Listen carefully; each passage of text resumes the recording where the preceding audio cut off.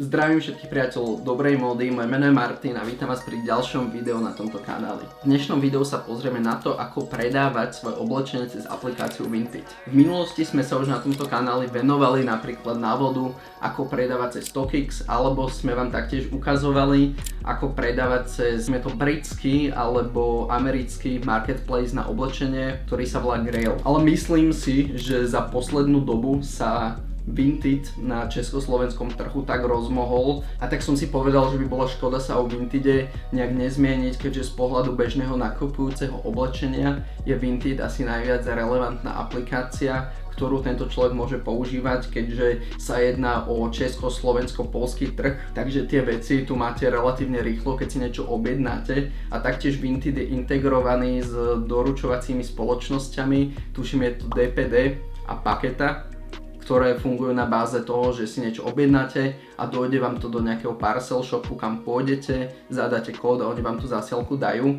Samozrejme nie som Vintedom nejak sponzorovaný a treba povedať, že aj Vinted má svoje muchy, napríklad relatívne veľké množstvo podvodníkov, ale tým sa dá celkom jednoducho vyhnúť, ak máte nejaký ten selský rozum a napríklad nepoužívate prevody na bankové účty, alebo keď vám niekto pošle link na nejakú externú stránku, kde si to od vás pýta údaje od karty, no tak tam proste nejdete. Jedno z pozitív, ktoré Vinted má, je napríklad to, že tie poplatky za predaj alebo za kúpu nie sú vôbec nejaké veľké. Keď od toho odpočítate napríklad náklady za doručenie, napríklad v porovnaní s aplikáciou Grailed je to fakt až skoro neporovnateľné, lebo ten Grailed, keď ste tam boli, no tak ste mali pocit, že tá aplikácia z vás chce vycúcať všetky vaše peniaze a že z vás chcú spraviť žobráka. Napríklad som tam predával bundu za nejakých povedzme $550, potom ako sa odrátali všetky tie poplatky za transakciu, tak som z toho dostal možno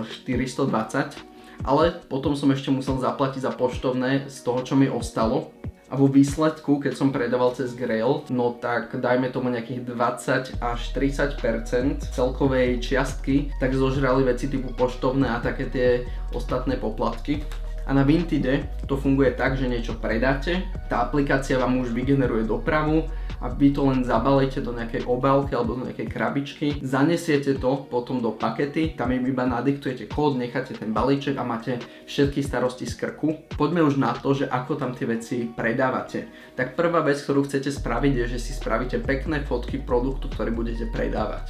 Veľmi dôležitý krok, keď niečo predávate cez Vinted, je si spraviť dobré fotky. Ja to robím tak, že mám pribitý klinček na bielej stene, tam zavesím vešiak, na ktorom je daná vec zavesená a jednoducho to odfotím. Podľa mňa toto je jedno z najlepších riešení, keďže máte pekné biele pozadie bez toho, aby ste to museli nejak vystrihovať v nejakej grafickej aplikácii. Taktiež tí ľudia, ktorí to kupujú, vidia, akú farbu má daná vec v dobrom svetle a taktiež si vedia dobre predstaviť, že aký strih má vec, ktorú predávate. Mám to zavesené na tej stene, odfotím to takto, potom sa trošku priblížim, odfotím ešte štítok, kde je veľkosť.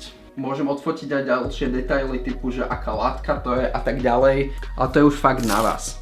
V môjom prípade je to teda tento zelený sveter, takže idem sem, povolím samozrejme prístup k fotkám, nahrám tam tie 3 fotky svetra, ktoré som spravil. Popisok, že zelený Zara pletený sveter do popisku, potom nejak musíte opísať to, čo predávate. Takže vo výsledku tu mám niečo také, že predám tento skoro nenosený sveter zo Zary, stav je 9 z 10, žiadne chyby, veľkosť je XL, ale sedí ako L. Potom je veľmi užitočné dať si tam nejakú kategóriu, ale Vinted je veľmi inteligentná aplikácia a nám tam už dá nejakú odporúčanú kategóriu podľa toho popisku.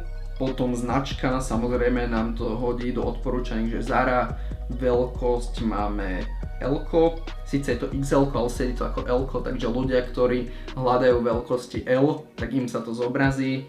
Stav je veľmi dobrý. Farbu nám to taktiež už predgeneruje nejakú odporúčanú pomocou toho, že čo za fotky sme tam nahrali. Takže dáme, že tmavozelená.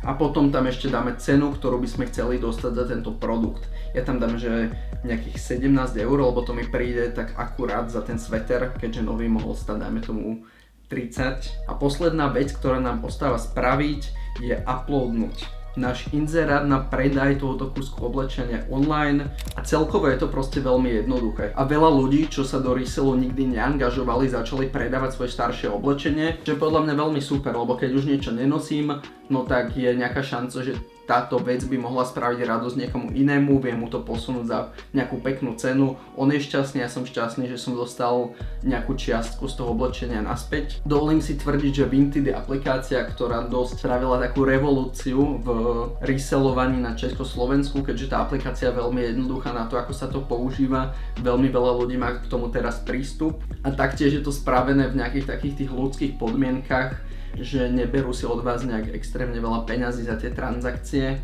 a je to fakt veľmi príjemné na používanie, takže by som vám to určite odporúčal, aj keď mi neplatia žiadne peniaze. Ale ten produkt je proste dobrý, tak prečo by som to neodporúčil ľuďom ďalej, keď to aj ja používam. A vy sledujete tento kanál, pretože chcete poznať nejaké tipy a triky ohľadom módy. Takže dúfam, že sa vám toto video páčilo, ak áno, zanechajte like. Najviac nás podporíte tým, že zanecháte odber na tomto kanáli. Vidíme sa na budúce a čaute.